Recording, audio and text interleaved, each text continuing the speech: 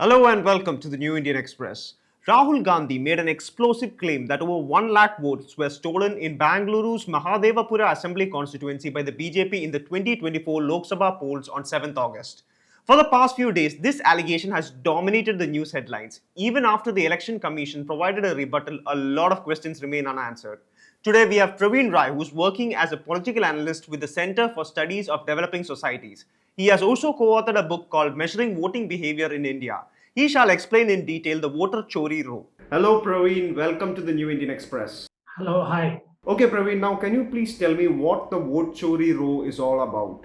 Could you explain your analysis to our audience? In fact, this whole, this vote chori campaign, which now has been launched by Congress now formally by inaugurating a website. So it all starts, in fact, if we historically go back, then Congress has been at odds with the Election Commission of India for a pretty long time.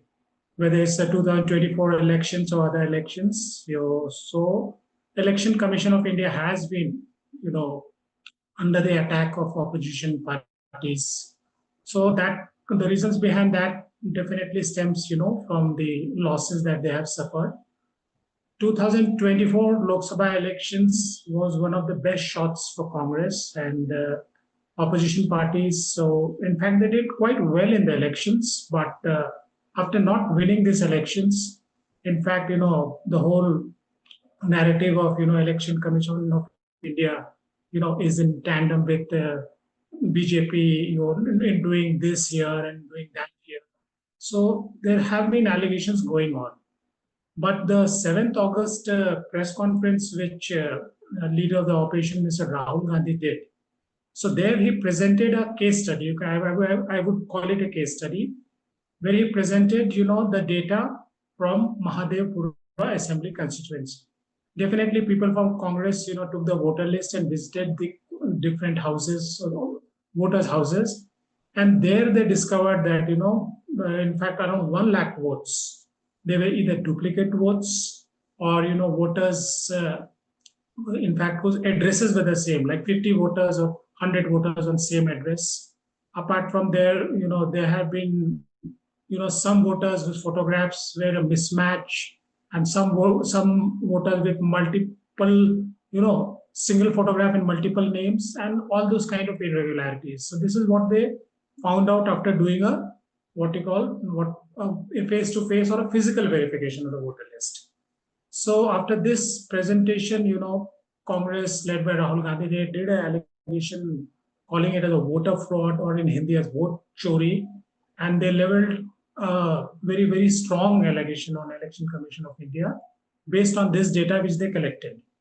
So after that, there has been, in fact, allegations and counter allegations like Election Commission of India asking Rahul Gandhi, to follow the Election Commission of India's rules and file a complaint under the rules with an affidavit and about the allegations, so that the Election Commission of India can look into this. And after that,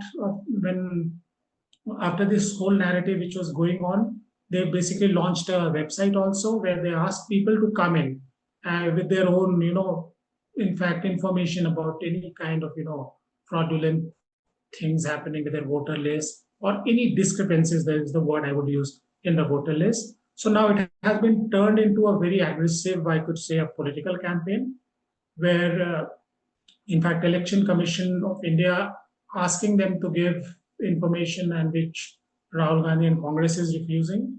So at the moment, this whole issue has blown into a huge political, in fact, issue.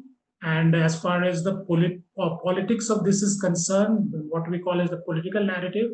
So the political narrative is shifting, towards the opposition party, because a lot of media houses also, they went there and physically checked the voters, and they found discrepancies in Bihar also. So we can fairly say that there are discrepancies, but the allegation of Election Commission of India in tandem with BJP, committing fraud to make them win is a huge allegations. And I think Rahul Gandhi and Congress party needs to come out with more evidence to say that. But apart from that, as we have seen, we have a huge voter list, a very huge number of voters So to say that the electoral rolls are perfect, I don't think so it is. But I personally feel that 5% or 10%, information mistakes would be there.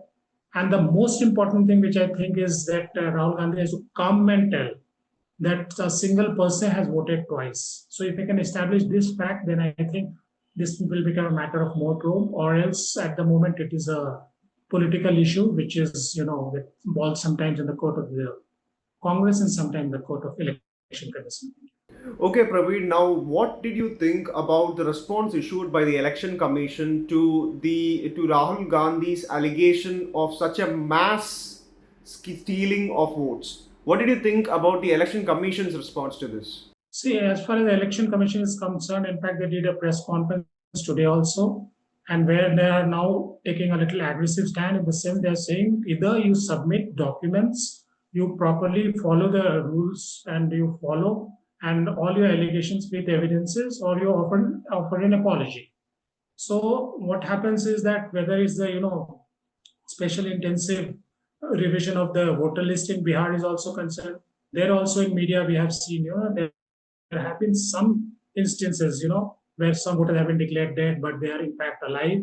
So what happens is that to say that there are problems in the voter list, but as far as these allegations are concerned, that a huge voter theft has taken place without providing, proper evidences and all that. So at the moment, it is very conjectural and it is very hurtful for democracy, because Election Commission of India is a constitutional body which conducts elections in such a huge and mammoth proportions, and getting applause from a lot of foreign countries and foreign bodies. So at the moment we cannot say that that these malpractices are so huge that it is going to change election results. Definitely there are discrepancies, and to make a foolproof voter list is a huge challenge for Election Commission of India. But with more software technology and artificial intelligence coming in, things will be better. But for this allegation of a huge malpractices taking place, Congress has to come up with more evidence and more instances. Okay, Praveen. Now, what do you think is the most credible evidence that Rahul Gandhi and the Congress can come out with right now to prove his allegation of election fraud? No, see, in fact, they did their groundwork, they did their spade work. If we talk about Mahadevapura Assembly constituency, they definitely, I think, in fact, Congress workers visited the houses of all the voters listed in the voter list, and they did a physical check. So there they found out that. But as far as Mahadevapura Assembly constituency is concerned, it's a very unique constituency. It's a hub of IT. So there are a lot of students and people from IT background. They come there, they stay for some time, then they migrate to other cities. As you know, that IT population itself is very, very migratory. So the dynamics of that constituency is very different as concerned with other constituencies of that. So to say that even after a year, to find that same person was there or not is a little difficult, because whatever physical checks have been done by some credible media houses, they have found out that few people are not there, and landlords telling that it's a basically rented property where a lot of students, people working in IT, they stay a year and they go away. So and they come for migratory work. So that results into a confusion that all the people were not found there who were in the voter list.